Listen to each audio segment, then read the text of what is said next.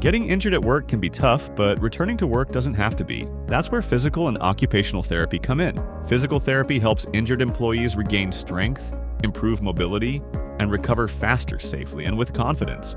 Occupational therapy focuses on restoring the ability to do specific tasks, adapting tools, movements, or routines so employees can return to work without re-injury.